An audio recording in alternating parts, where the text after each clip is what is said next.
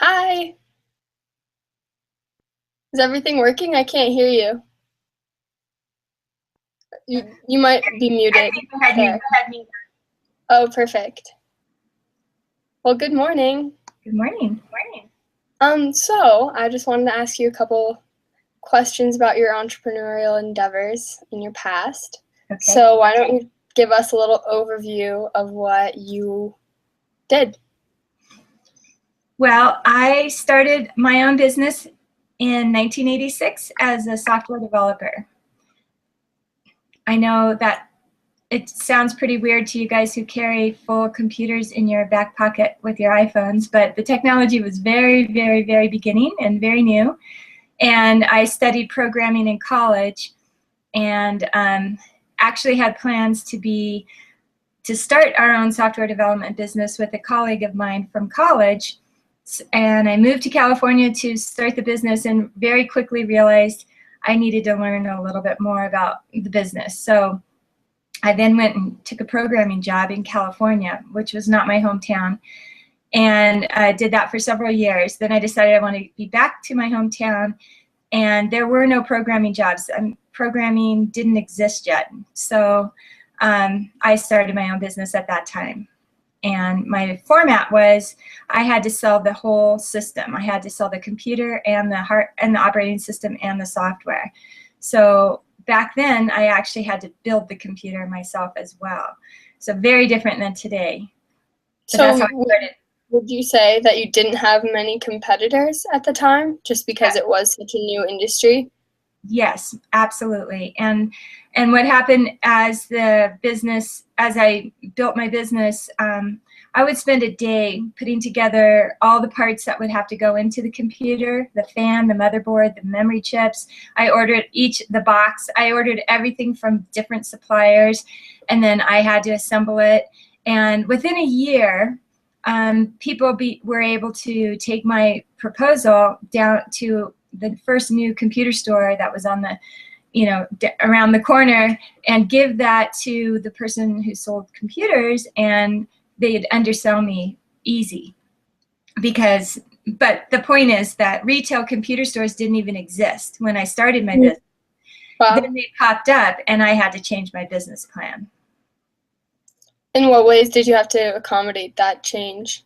I completely dropped selling hardware, which was actually my primary source of income, because back then I could double the price of my parts to build, and I'd charge double what it cost me for the computer. And so then I didn't charge that much for the software. But as soon as I stopped selling the hardware, the software had to be my whole price, or my whole income. It was based on my time for software development. Everything was custom written because you couldn't go buy software packages. So I changed my business model to focus entirely on software development. And then, as you can imagine, several years later, packaged software became available, and I had to, again, change my business model. But it became more of a specializing my subject matter, my content of what my software covered at that point.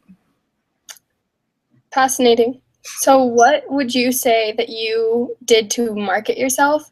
And was there a large array of people that wanted your services? Because it sounds like many people weren't really into that at that time. That's exactly right. You're exactly right. It was definitely word of mouth. I mean, the only kind of advertising I might have done would have been a newspaper ad or a radio spot or something that was completely out of my financial league. And so being word of mouth, and like you said, the population of businesses who were forward thinking and interested in investing in some newfangled technology. I know it's hard for you guys to believe this, but this was 1986. So the population of businesses that were interested in that wasn't large. So word of mouth got the need. So the people who did have that interest did hear about me. So word of mouth. How did you measure your customer satisfaction? I had an intimate relationship with whoever was the point person at the business. I was at my client's office. So I worked hands-on very closely with them. So I heard yeses and nos. I heard all the positive and negatives. Mostly negatives, because if everything's working, they don't call the programmer. Yeah, I guess that's how programming is. It's very tedious with the little codes and things. So how would you say that you, or did you have at any point, did you have people working under you? Yes, at one point, like you said, programming can be kind of tedious and routine. So once I developed kind of a framework, then each new client, there was a level of, just standard programming to get to the place where the custom programming would be needed. So my focus ended up being custom accounts receivable systems. So they could use a standard general ledger, standard accounts payable, but when it came to the accounts receivable portion of their business, it was something unique that, so I would cater to that. So I had a framework that I could use, but at some point I had several clients working at the same time, and I brought in a programmer to handle the mundane stuff, and I oversaw the custom stuff. Oh, I see. It was not easy though. When I was paying their salary and had no money left over for me, that was when it was a problem. Yeah. In my opinion, going from being self-employed, a one-man business, to having even one employee is an exponential difference. And taking that on to multiple employees, the cost is significant, and the way everything has to change. Now you have to have communication between people and time for that. The one employee mark is an exponential step. Awesome.